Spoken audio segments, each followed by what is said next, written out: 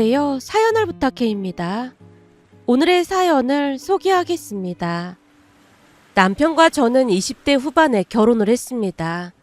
물론 지금은 제가 회사를 그만뒀지만 그때는 같은 회사를 다녀서 종일 같이 일을 하다 보니 서로에게 의지하게 됐고, 그러다 보니 조금은 이르다면 일은 결혼을 했습니다. 남편은 둘째고 위로 아주버님이 한 분 계신데요. 남편과 아주버님은 성격이 비슷한 반면 외모는 많이 다른 편입니다. 남편은 아버님을 닮아서 까무잡잡한 피부에 골격 자체가 굵은 반면 아주버님은 하얀 피부에 꽃미남 느낌이 나는 그런 얼굴입니다. 거기다 남편도 그렇고 아주버님도 그렇고 둘 다 키도 큰 편이다 보니 아주버님은 대학 때부터 인기가 어마어마했다고 합니다. 결혼 전 시댁에 인사를 다녀온 뒤 놀란 채 남편에게 물었어요.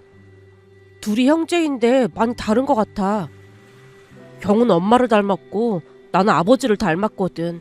근데 그렇게 달라 보여? 전체적인 이목구비는 비슷한 것 같기도 한데 풍기는 이미지는 전혀 다른 것 같아.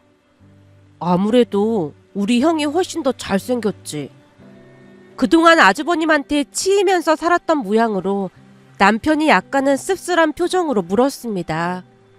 글쎄, 나는 선우씨 같은 스타일이 더 좋아서 아주버님이 특히 더 잘생겼다는 생각은 안 들어. 그냥 취향이 다른 거 아닐까? 내 눈에는 선우씨가 훨씬 잘생겨 보이는걸? 그렇지 않고서야 내가 선우씨랑 결혼한다고 했겠어? 제가 진심을 담아 말을 하자 남편 입가에 미소가 번졌습니다. 정말이야? 그럼 정말이지. 사람마다 매력이 다 다른 건데 누가 더 잘생겼다라는 게 무슨 의미가 있는지 모르겠어. 그래도 연주가 그렇게 말해주니까 기분은 좋네. 사실 사람들이 항상 형이랑 비교를 많이 하다 보니까 좀 그랬거든. 내가 이런 말까지 해도 되나 싶긴 한데 심지어 대학 다닐 때 나랑 사귀던 여자가 우리 형 얼굴 보고 반해서 형한테 고백한 적도 있었거든. 남편이 고개를 푹 숙인 채 한숨을 내쉬었는데요. 도무지 믿어지지가 않아서 제가 물었어요. 그러니까 선우씨 몰래 아주버님한테 고백을 했단 말이야? 그래서 어떻게 됐는데? 당연히 형이 기겁해서 쌍욕을 했다고 하더라고. 그리고는 나한테 당장 헤어지라고 엄청 뭐라고 했고 말이야.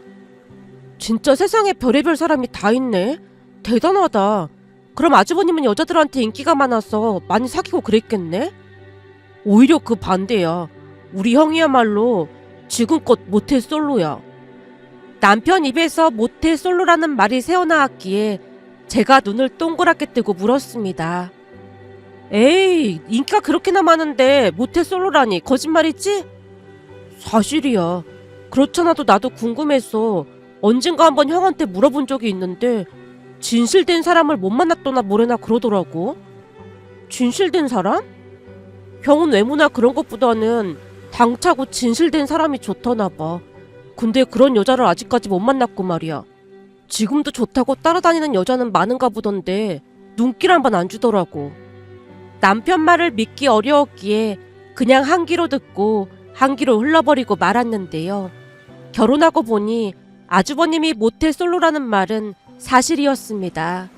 남편 말처럼 진실된 사람을 못 만났다고 했지만 제 생각에는 눈이 높다는 생각만 들 뿐이었어요. 그렇게 얼마 뒤 우리는 결혼을 했습니다. 시댁이 지방이라 결혼식도 지방에서 했는데 시부모님은 많이 가부장적인 분들입니다. 특히나 시부모님은 제사에 많은 정성을 들였고 제사 음식 또한 제대로 만들어야 한다며 시어머님 잔소리가 어마어마했어요. 물론 우리 친정도 제사를 지내긴 하지만 가족들끼리 돌아가신 분들을 추억하는 자리로 시부모님처럼 제사에 엄청난 의미를 두진 않습니다. 그랬기에 시댁의 제사 문화가 이질적으로 느껴질 수밖에 없었어요. 시댁에 가서 제사를 지낼 때마다 더욱 이질적으로 느껴졌던 부분이 있었는데요. 조금 전에도 말씀드렸다시피 아주버님은 시어머님을 닮아서 외모가 꽃미남이었기에 시어머님 역시나 미인형의 얼굴이었어요. 한마디로 여느 시어머니들과는 많이 다른 그런 느낌이었고, 그러다 보니 시아버님과 3살 차이밖에 안 났지만 외모로만 봤을 때는 훨씬 젊어 보였다고 해야 할까요? 그러다 보니 시어머님의 첫 인상은 제사를 지내지 않거나 지내더라도 크게 의미 부여를 하지 않을 것 같았는데, 그런 제 예상과는 달리 시어머님은 제사에 많이 집착을 했습니다. 결혼하고 첫째를 키울 때까지는 맞벌이를 하다가 둘째를 낳고 회사를 그만둘 수밖에 없었는데요. 혹시나 회사 일로 제사에 참석을 못한다고 하면 시어머님이 난리를 쳤습니다.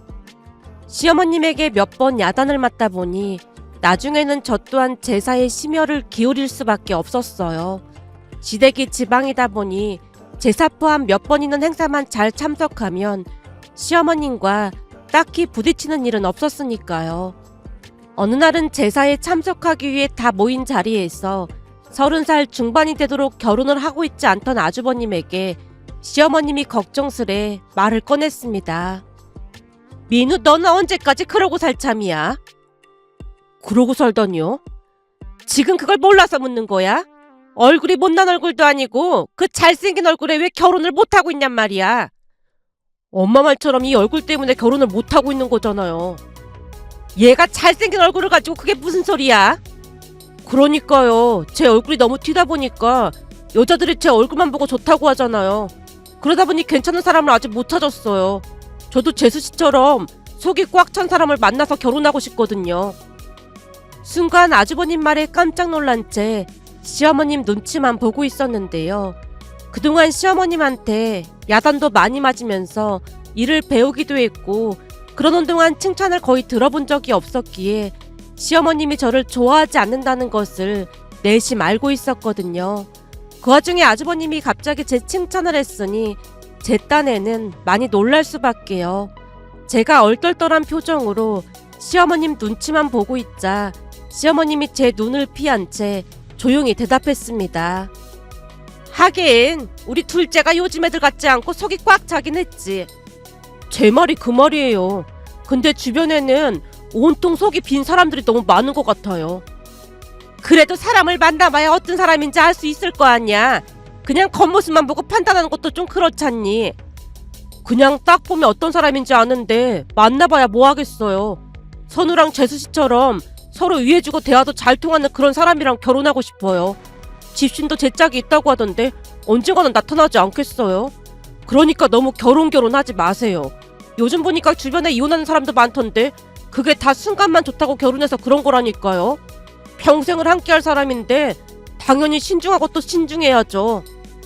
아주버님이 단호한 목소리로 또박또박 말을 하자 시어머님도 더 이상 반박하지 못한 채 그저 긴 한숨만 내쉴 뿐이었습니다. 그런데 그 뒤 1년 정도가 지난 어느 날 퇴근 후 집에 들어온 남편이 들뜬 목소리로 입을 뗐습니다. 여보, 드디어 형이 결혼할 사람을 데리고 온대. 정말? 드디어 운명의 상대를 찾은 모양이네? 그런가 봐. 다음 달 첫째 주 토요일에 본가로 데리고 온다고 하니까 우리도 내려가 봐야 할 것 같아. 아마 곧 엄마가 당신한테도 연락할걸? 그럼 당연히 내려가 봐야지. 근데 진짜 잘 됐다. 제가 진심으로 축하의 말을 했는데요. 사실 아주버님이 워낙 좋은 분이었던지라 예비 형님도 좋은 분일 것임에 틀림이 없었으니까요. 그렇게 얼마 뒤 약속 날짜가 돼서 전날 미리 시댁으로 내려갔는데요. 다음날 아주버님과 예비 형님이 들어오는 모습을 보며 많이 놀랄 수밖에 없었습니다. 아주버님이 워낙 동안이긴 했지만 그냥 딱 봐도 아주버님보다 나이가 많이 어려 보였으니까요. 시어머님 또한 예비 형님의 모습에 조금 놀랐는지 멈칫한 채 집으로 들어오는 예비 형님을 뚫어져라 바라봤는데요. 살면서 그런 이목구비는 처음 봤다고 할 정도로 예비 형님은 상당히 예쁜 얼굴이었습니다. 그러면서 역시나 아주버님이 눈이 높아서 그동안 결혼을 못했구나라는 생각에 웃음이 새어나오기도 했습니다. 저뿐만 아니라 가족 모두 넋이 나가 있자 아주버님이 당황한 표정으로 물었어요. 아니 다들 표정이 왜 그래요? 저기 근데 예비 며느리 나이가 대체 어떻게 되는 거니? 나이 차이가 너무 많이 나는 거 아니니? 사실 6살 차이가 나는데 우리 소희가 워낙 어른스러워서 나이 차이 많이 나는 것도 잘 모르겠어요. 아니 그럼 우리 둘째가 나이가 더 많은 건데 참 난감하게 됐네. 시어머님이 제 눈치를 살폈는데요. 시어머님 말씀처럼 아주버님과 6살 차이가 났고 남편과는 4살 차이, 그리고 저랑은 3살 차이가 났거든요. 그러니까 제가 나이 많은 동서가 되는 거였기에 어쩌면 조금은 불편할 수도 있겠다 싶었지만 그것도 하기 나름이었기에 제가 급히 입을 뗐습니다. 어머님, 난감할 게 뭐가 있겠어요. 그래도 동서인 네가 나이가 더 많으면 좀 그렇지 않겠어? 아니에요. 불편할 거 없어요. 제가 다시 강조하면서 손사래를 쳤지만 시어머님 얼굴에 걱정이 가득해 보였습니다. 그런데 모두의 걱정과는 달리 예비 형님과 대화를 해보니 속이 꽉 찬 사람임을 알 수 있었는데요. 아주버님 말처럼 나이 차이가 많이 난다는 생각도 들지 않았고 대화도 나름 잘 통했습니다. 성격도 좋아서 가족들과도 금방 친해졌고요. 나중에는 서울로 올라온 뒤 몇 번 더 만나기도 했지만 역시나 참 착하고 예의 바른 사람이라는 생각이 들었습니다. 어느 날은 아주버님과 예비 형님을 만나고 온 뒤 남편이 조심스레 말을 꺼냈습니다. 형수님 말이야, 다행히 괜찮은 것 같지? 그러게, 사실 나도 조금 걱정했었는데 만날수록 좋은 분인 것 같아. 형님 볼 때마다 아주버님이 여지껏 결혼 안 한 이유를 알겠더라니까. 얼굴도 예쁘고 성격도 좋고 그 정도면 진짜 완벽하잖아. 둘이 같이 앉아있는 모습 보니까 선남 선녀가 따로 없더라니까. 근데 형님 볼 때마다 나도 관리를 좀 해야 하는 게 아닌가 싶어. 내가 너무 나이 들어 보이지? 아니거든요. 당신 지금도 예쁘니까 그런 생각하지 마. 내 눈에는 형수님보다 훨씬 예쁘거든. 말이라도 그렇게 해주니까 고맙네. 라며 둘이서 한동안 대화를 나눴는데요. 예비 형님과 맞존대를 하며 지냈기에 저 또한 불편할 게 전혀 없었으니까요. 성격도 좋아서 시부모님과도 문제될 게 없어 보였고요. 그렇게 형님과 아주버님은 축복 속에서 결혼식을 올렸습니다.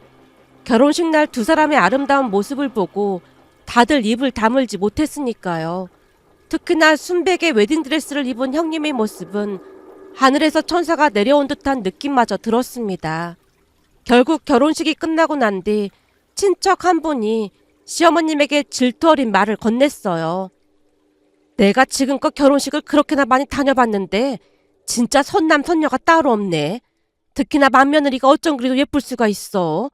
근데 얼굴이 너무 예쁘면 조용할 날이 없다고 하던데 피곤한 일도 많을 것 같네. 형님, 남의 잔치에 와서 그게 무슨 말이에요? 동서도 알다시피 그동안 민우한테 여자들이 좀 많이 꼬였어. 물론 민우야 한눈 팔고 그런 성격이 아니니까 걱정이 없겠지만 맏며느리가 예뻐도 너무 예쁘잖아. 저러면 일이 안 생길래 안 생길 수가 없다니까. 거기다 나이도 6살이나 차이가 난다며. 지금이야 신혼이라 좋아서 별 문제 없겠지만 시간이 지나봐. 얼굴이 저렇게 예쁜데 남자들이 가만 놔두겠어? 형님, 지금 결혼식에 와서 그걸 말이라고 하는 거예요? 순간 이성을 잃은 시어머님이 버럭하자 친척분도 당황한 것인지 바로 사과를 했어요. 아니 그러니까 내 말은 동선의 맏며느리가 너무 예쁘다 그 말인 거지. 저렇게 예쁜 사람이 제사나 그런 걸 챙기기나 하겠어. 둘째가 그랬으면 차라리 나았을 텐데 맏며느리가 그러니 나중에 제사밥 얻어먹긴 힘들겠다. 그 말을 하는 것뿐이잖아. 근데 요즘 젊은 사람들이 제사 지내주고 그러겠어. 그냥 해본 말이니까 너무 신경 쓰지 말라고. 라며 친척분이 급히 발걸음을 재촉하는 모습을 보다가 남편에게 조용히 물었어요. 여보, 저분은 누구라고 했지? 먼 친척인데 원래 시기 질투 그런 게 좀 많은 편이야. 아무래도 형이랑 형수님 보고 질투나서 그런 것 같은데 하루 이틀도 아니고 엄마는 저런 걸 왜 예민하게 받아들이는지 모르겠네. 남편이 답답하다는 듯이 한숨을 내쉬었습니다. 그렇게 결혼식이 끝난 뒤 형님과 아주버님이 신혼여행에서 돌아온다는 소리에 다시 시댁으로 향했는데요. 식사하고 과일을 준비하던 중 역시나 시어머님이 형님을 앉혀놓고 말했습니다. 그때도 말했지만 니들끼리만 잘 살면 우리는 다 괜찮으니까 둘이 아끼면서 잘 살도록 하고, 혹시 들었는지 모르겠지만 우리 집은 집안 행사가 그렇게 많지 않으니까 그 제사랑 명절 그리고 우리 생일 정도만 챙기면 될 거야. 제사 날짜랑은 네 동서가 잘 알고 있을 테니까 물어봐서 챙기면 된다. 우리 집에 제사가 많은 것도 아니고 2번밖에 없으니까 꼭 챙겼으면 좋겠구나. 네, 잘 챙기도록 노력하겠습니다. 형님 말이 끝나자마자 아주버님이 대화에 끼어들었어요. 엄마, 소희가 전업주부도 아니고 회사 다니는데 시간이 안 되면 제사에 못 내려올 수도 있어요. 제사가 많은 것도 아니고 1년에 딱 2번 있는 건데 그걸 못 챙긴다는 건 말이 안 되는 소리지. 역시나 시어머님이 단호한 목소리로 쐐기를 박듯 말을 하자 아주버님이 다시 말대꾸를 하려고 했지만 형님이 조용히 말렸습니다. 사실 그때까지는 시어머님과 형님에게 무슨 큰 문제가 발생할 것 같진 않았어요. 하지만 첫 제사에 기가 막힌 일이 일어났습니다. 우선 제가 제사 1달 전에 형님에게 먼저 전화를 했어요. 형님, 다음 달 마지막 주 수요일이 할아버님 제사예요. 미리 말씀은 드려야 할 것 같아서요. 네, 알겠어요. 저도 내려가 보려고 노력은 해보겠지만 말일에는 조금 바쁠 수가 있어서 시간을 한번 봐야 할 것 같아요. 근데 어머님께서 제사를 엄청 강조하시는 것 같던데 일 때문에 못 내려가도 화를 내실까요? 이런 말씀 드려도 될지 모르겠지만 저도 결혼 직후에는 맞벌이 했었거든요. 그러다 보니까 어느 날은 회사 일 때문에 못 내려간다고 연락드렸더니 노발대발 어찌나 화를 내시던지 일 끝내고 부랴부랴 내려간 적도 있었어요. 시부모님께서 이상하게 제사에 많이 집착하고 엄청 중요하게 생각하시는데 아마도 형님이 맏며느리다 보니까 더욱더 압박을 할 수도 있을 것 같아요. 사실 저만 내려가서 음식해도 큰 문제는 없거든요. 그럴 것 같았어요. 암튼 가능하면 제사 참석해보도록 노력해볼게요. 라며 형님이 전화를 끊었는데요. 그때까지도 대수롭지 않게 생각하고 말았습니다. 그런데 제사를 앞둔 며칠 전 형님에게서 또다시 전화가 왔습니다. 동서, 혹시 시댁에 언제 내려가실 거예요? 전날 점심때쯤 내려갈 것 같아요. 그때도 말했지만 저도 내려가려고 했는데 회사에서 갑자기 출장이 잡혔지 뭐예요. 다른 사람을 보내보려고 했는데 마땅한 사람이 없다 보니까 제가 가야 할 것 같더라고요. 동서한테 미안해서 어떡하죠? 아니에요. 저는 괜찮아요. 근데 어머님이 난리치실 것 같은데 어머님이랑 통화는 하신 거예요? 어머님께는 제가 따로 연락드릴게요. 동서한테 제일 미안하네요. 형님의 진심이 고스란히 전해져 왔기에 안쓰러운 마음마저 들었는데요. 보나마나 시어머님이 한바탕 난리를 칠게 뻔해 보였으니까요. 그렇게 또다시 시간이 지나 제사 전날이 되었는데 새벽부터 초연정이 울려서 놀란 눈으로 인터폰을 봤더니 형님이 서 있는 게 아니겠어요. 형님, 출장 간다고 했잖아요. 이것만 전해주고 가려고 들렀어요. 이게 뭐예요? 아무리 생각해봐도 동서한테 너무 미안해서 제가 전이랑 갈비찜 좀 만들어봤어요. 네? 형님이 직접이요? 들어보니까 전이랑 갈비찜이 손이 제일 많이 간다고 하길래 조금이나마 덤이 되고 싶어서 어제 거의 밤을 새다시피 했어요. 형님, 이렇게까지 안 하셔도 되는데. 사실 제가 나이도 어리다 보니까 나름 신경이 많이 쓰이더라고요. 그래도 맏며느리인데 그 역할은 해야 할 것 같아서 할 수 있는 걸 해온 것 뿐이에요. 그리고 어머니께 연락은 드렸는데 화만 내셔서 제대로 통화도 못했어요. 출장 간다고 말한 거예요? 네, 말씀드렸는데 그냥 막무가내로 화를 내시더라고요. 다른 건 잘 모르겠는데 어머님이 제사에 이상하게 집착을 하시더라고요. 저도 남편한테 들은 얘기인데 시댁 근처에 자주 가는 무속인이 있다는데 그 무속인이 조상 제사를 제대로 안 지내면 집안이 폭삭 망한다는 말을 했던 모양이에요. 그 뒤부터는 제사에 엄청 집착을 하신다네요. 근데 무속인 말만 듣고 그러는 건 좀 아니지 않나요? 저도 남편한테 그런 말을 하긴 했는데 남편 말로는 시댁 친척 중에 한 분이 혼자 사시다 돌아가신 분이 계시다는데 그 제사를 할아버님께서 꼭 챙기신 모양이에요. 그런데 할아버님이 돌아가시고 난 뒤 안 챙기기 시작했다는데 그 뒤부터 이상하게 시아버님이 사고가 나질 않나 아주버님이 다리를 다치질 않나 자꾸만 이상한 일이 생기다 보니까 시어머님이 그 무속인을 찾아갔던 모양이에요. 물론 무속인은 그 조상이 제밥을 못 얻어먹어서 화를 내는 거라고 했다네요. 그때부터 시부모님이 제사에 집착을 하기 시작했고요. 근데 그때 시어머님이 1년에 제사가 2번이라고 했잖아요. 그 친척분 제사는 시부모님 2분이서 간단하게 지내신다고 했거든요. 그러니까 우리는 할머님, 할아버님 제사만 챙기면 되는 거죠. 1년에 2번밖에 없다 보니까 저는 어머님 따라서 그냥 챙기고 있었어요. 하지만 형님은 회사를 다니니까 굳이 안 챙겨도 될 것 같긴 한데 어머님께서 화를 내실 것 같긴 했어요. 근데 전이랑 갈비찜 하느라 잠도 제대로 못 잤을 텐데 어떡해요? 그래도 제 마음이 너무 불편하다 보니까 이렇게라도 해야 편할 것 같아서요. 저 혼자 한 건 아니고 그이도 옆에서 열심히 도왔어요. 혹시 내려가면 어머님께 말 좀 잘 해주세요. 형님의 마음 씀씀이에 큰 감동을 받을 수밖에 없었기에 그날 시댁에 내려가자마자 시어머님에게 말했습니다. 어머님, 이거 형님이 잠도 못 자고 만들어서 새벽에 가지고 왔더라고요. 그럴 시간에 내려와서 제사 지내는 거 배워야지. 첫 제사부터 빠진다는 게 말이 되는 소리야? 형님도 내려오고 싶었는데 갑자기 출장이 잡힌 모양이에요. 저 혼자서도 충분히 할 수 있으니까 제가 빨리 할게요. 출장 그것도 다 거짓말하는 거다. 그게 다 내려오기 싫어서 그런 거라니까. 시어머님이 잔뜩 성난 얼굴로 소리치다가는 형님이 보낸 전을 하나 꺼내서 드시더니 미간을 잔뜩 찌푸리고는 싱크대에 냅다 부어버렸습니다. 그 모습에 남편이 화들짝 놀란 채 외쳤어요. 엄마, 지금 뭐 하는 거예요? 제사 음식은 정성이 잔뜩 들어가야 하는 법인데 제사 음식을 이따위로 하는 게 말이나 되는 소리야? 그래도 만든 사람 성의가 있는데 그렇게 버리면 어떡해요? 남편이 시어머님을 말렸지만 시어머님은 들은 척도 하지 않았습니다. 결국 형님이 해온 전과 갈비찜은 맛도 못 본 채 그대로 음식물 쓰레기통으로 직행했고 제사가 끝나고 집으로 돌아오던 중 남편에게 조용히 말했어요.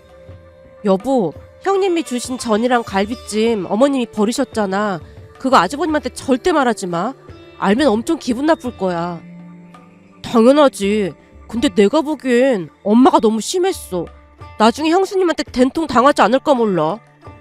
형님도 엄청 착해 보이던데 설마 그러려고. 형이 언젠가 한번 말한 적 있잖아. 형수님이 평소에는 순한 양이지만 뭔가 수틀리면 아무도 못 말린다고. 내가 보기엔 엄마가 저기서 멈춰야 할 텐데 걱정이야. 근데 당신도 알다시피 엄마가 그 조절을 잘 못하잖아. 어제도 형수님이 보낸 음식 버리는 것 봐봐.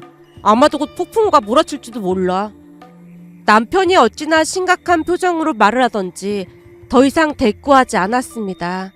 그렇게 일주일이 지난 어느 날 시어머님이 호출해서 시댁으로 내려갔습니다. 형님과 아주버님까지 불렀다는 말에 남편이 불만스레 말을 꺼냈어요. 우리는 제사 때 내려갔다 왔는데 왜 또 부르는 건지 모르겠어. 어머님이 원래 가족의 그런 걸 엄청 중요하게 생각하시잖아. 가족은 뭐든지 함께 해야 하는 거라고 하셨으니까 우리도 같이 부르신 거겠지. 엄마가 형수님한테 한 소리 하려고 부르는 게 확실한 것 같지? 그런 것 같긴 해. 나도 잘은 모르지 뭐. 라며 잠시 후 시댁에 도착을 했는데요. 형님과 아주버님이 우리보다 먼저 도착을 한 모양인지 시어머님과 대화를 나누고 있었어요. 우리가 집 안으로 들어가자 시어머님이 불만스레 말을 꺼냈어요. 네가 맏며느리니까 제사에는 꼭 참석을 하라고 했어 안 했어? 맏며느리가 안 오는 바람에 내가 네 일까지 쇠가 빠지게 했잖니? 어머님, 그래서 제가 전이랑 갈비찜 해서 보내드렸는걸요? 제사 음식을 누가 그따위로 하니? 원래 제사 음식이라는 건 정성이 들어가야 하는 거다. 근데 어디서 대충 해서 제사 음식을 만들어 보내? 어머님, 그거 대충 한 거 아니고 제 나름대로 밤새도록 정성 들여 만든 음식이에요. 그때쯤 형님도 잔뜩 화가 난 모양으로 시어머님에게 말대꾸를 하고 있었어요. 그런데 형님의 말대꾸에 화를 이기지 못한 시어머님이 버럭 외쳤습니다. 그따위 음식을 제사상에 어떻게 올려? 내가 그거 다 내다 버렸다. 네? 그걸 다 버리셨다고요? 형님과 아주버님이 우리를 번갈아가며 바라봤고 우리가 안절부절 못한 채 서 있었는데요. 아주버님이 발큰한 채 소리쳤습니다. 진짜 우리가 만든 음식을 그냥 버렸단 말이에요? 그 갈비찜도 비싼 한우로 정성 들여 만들었는데 어떻게 그걸 그냥 버릴 수가 있어요? 그리고 산 사람이 중요한 거지 제사가 뭐가 그렇게 중요하다고 이 난리를 치는 거예요? 제사가 안 중요하긴 왜 안 중요해? 그 보살님이 제사 잘못 지내면 집안이 풍비박산난다고 했다고 내가 몇 번이나 말했잖아. 엄마, 그거 다 미신이라고 했잖아요. 제사가 왜 미신이야? 너 우리나라 재벌들도 제사나 묘자리 이런 거 엄청 따진다는 말 못 들어봤어? 그게 그냥 그런 게 아니야. 니들이 뭣도 모르고 그런 말을 하는 것 같은데 그러다 니들 큰일 날 수도 있어. 재벌들이 괜시리 꼬박꼬박 정성 들여서 조상들 제사를 지내겠어? 재벌들도 그렇게 지내는데 그게 왜 미신이야? 오히려 시어머님이 따져 묻자 아주버님이 황당하다는 표정으로 넋이 나가 있었는데요. 시아버님도 조용히 거들었습니다. 네 엄마 말이 맞다. 다른 건 몰라도 제사는 챙겨야 하는 게 맞는 거지. 거기다 우리가 떠나면 마주인 니들이 챙겨야 할 텐데 지금부터라도 와서 배워야 할 거 아니야. 네, 듣고 보니까 어머님 아버님 말씀이 맞는 것 같습니다. 형님이 목소리를 낮춰서 대답을 하고 있자 시어머님 얼굴에 화색이 돌았습니다. 그렇지, 내 말이 맞는 것 같지? 역시 요즘 애들은 재벌집 얘기를 해야 말을 알아듣는다니까. 조금 전에도 말했지만 재벌들도 다들 지내는데 그게 미친일 리가 없잖니. 그러니까 앞으로는 제사에 꼭 참석하도록 해라. 네, 알겠습니다. 그럼 제가 재벌집들은 어떻게 제사 지내는지 잘 배워오겠습니다. 역시 우리 맏며느리가 보통 똑똑한 게 아니라니까. 그래, 네 말대로 재벌들은 어떻게 제사를 지내는지 잘 알아오렴. 다음 제사부터는 제가 알아서 할 테니까 걱정하지 마세요. 형님이 호언장담하는 모습에 우리 모두 어리둥절한 표정으로 형님만 바라봤는데요. 별일 아니라는 듯 형님이 싱긋 웃었습니다. 그 일은 그렇게 마무리가 됐지만 집으로 돌아오는 길에 남편이 물었어요. 여보, 별일 없이 잘 마무리된 것 같긴 한데 왜 이렇게 꺼림칙하지? 그지? 당신도 그렇지. 나도 왠지 마음 한구석이 꺼림칙하긴 한데 형님이 알아서 하지 않을까? 그 문제에 대해 더 이상 말을 하고 싶지 않아 애써 모른 척 했습니다. 그런데 그 뒤 몇 달이 지나갔고 또다시 할머님 제삿날이 다가와서 형님에게 연락을 했어요. 형님, 다음 달에 할머님 제사인 거 알고 계신 거죠? 그럼요. 잘 알고 있어요. 그렇잖아도 동서한테 연락드리려고 했는데 그동안 제가 재벌집 제사에 대해서 엄청 열심히 공부했거든요. 재벌집 제사요? 그때 어머님께서 재벌집 제사를 언급하셔서 제가 배워오겠다고 했잖아요. 그럼 진짜 재벌집 제사를 배우셨다는 말인 거예요? 당연하죠. 제가 알아서 할 테니까 동서는 그냥 지켜만 보면 될 겁니다. 형님이 알 수 없는 말을 하고 있었기에 당황스러울 수밖에 없었는데요. 자세히 물어볼 수도 없는 노릇이었기에 그냥 알았다고 한 뒤 전화를 끊었습니다. 그렇게 얼마 뒤 할머님 제삿날이 되었고 아침을 먹은 뒤 쉬엄쉬엄 시댁에 내려갔는데요. 시댁 마당에 주차를 하다가 놀라서 눈이 휘둥그레지고 말았습니다. 그도 그럴 수밖에 없었던 것이 시댁에 모르는 사람들이 분주히 음식을 만들고 있었고 형님과 아주버님 그리고 시부모님까지 곱게 한복을 차려입고 계셨거든요. 그 모습에 후다닥 들어갔더니 형님이 활짝 웃으며 반겼습니다. 어서 와요. 동서랑 서방님도 방에 가서 한복으로 갈아입고 오세요. 한복이요? 네, 제가 확인해보니까 재벌집에서는 제사 지낼 때 한복을 입고 지낸다고 하더라고요. 근데 이분들은 누구세요? 이분들은 재벌과 같은 부잣집 제사 지낼 때 도움을 주시는 분들이라고 하셔서 제가 비싼 돈 주고 어렵게 모셨어요. 모시기 얼마나 힘들었는지 모른다니까요. 네? 제사 도와주시는 분들이요? 맞아요. 어머니께서 재벌과 제사 예법을 배워오라고 하셔서 제가 열심히 알아왔잖아요. 근데 어머니 말씀처럼 재벌들은 뭐가 달라도 다르더라고요. 그러니까 서방님이랑 동서도 얼른 옷 갈아입고 나오세요. 그 순간 시부모님 얼굴을 살폈더니 이미 사색이 되어 있었습니다. 제가 한복을 갈아입고 나와서 형님에게 물었어요. 형님, 이제는 뭘 해야 하는 거예요? 동서는 저기 저분들 일하는 거 옆에서 지시만 해주면 될 것 같아요. 나머지는 일하시는 분들이 알아서 하실 거예요.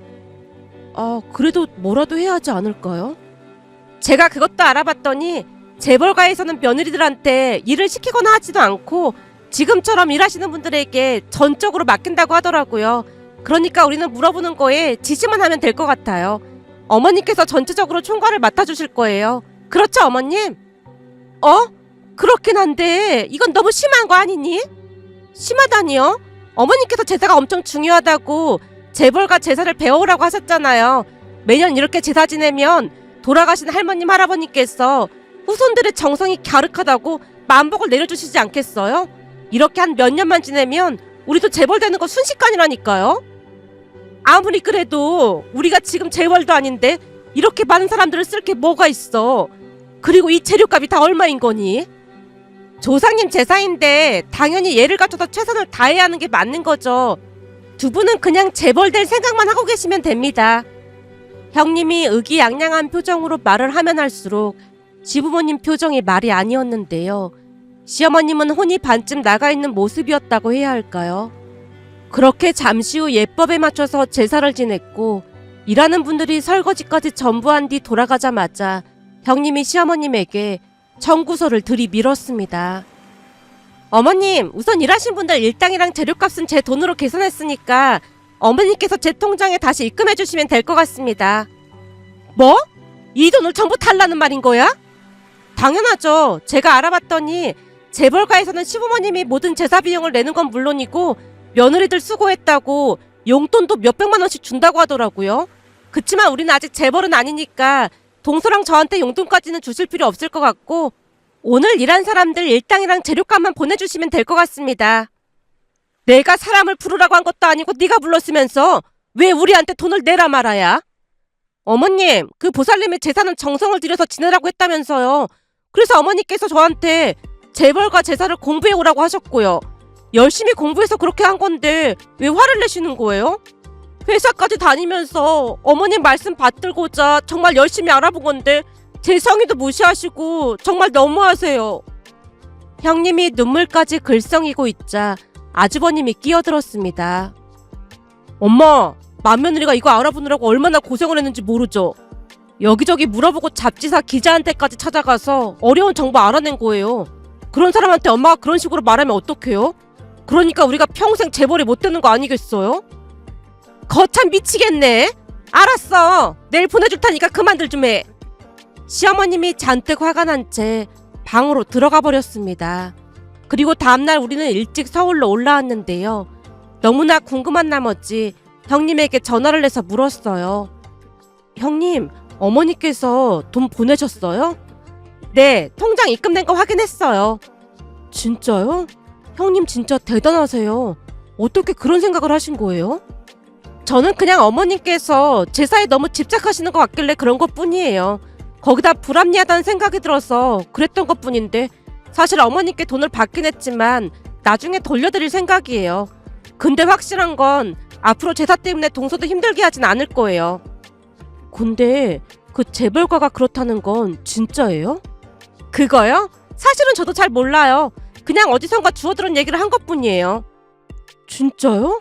근데 어제 오신 분들은 진짜 같던데? 그분들이랑 미리 말을 맞춘 거라 그래요.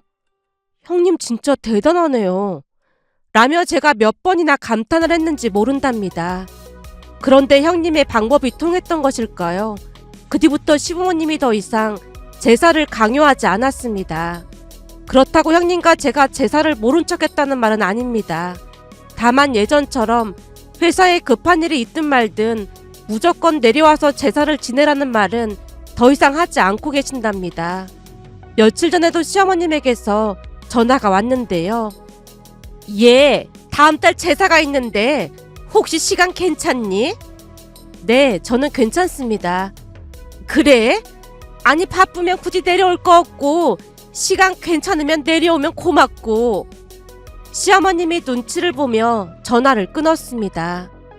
그 모습을 보며 아무리 중요한 가족 행사일지라도 조금만 융통성 있게 서로를 배려한다면 보다 행복한 가족이 될 수 있지 않을까 하는 생각이 들어 이렇게 글 남겨봅니다. 오늘의 사연은 여기까지였습니다. 즐겁게 보셨다면 구독, 좋아요 부탁드립니다. 고맙습니다.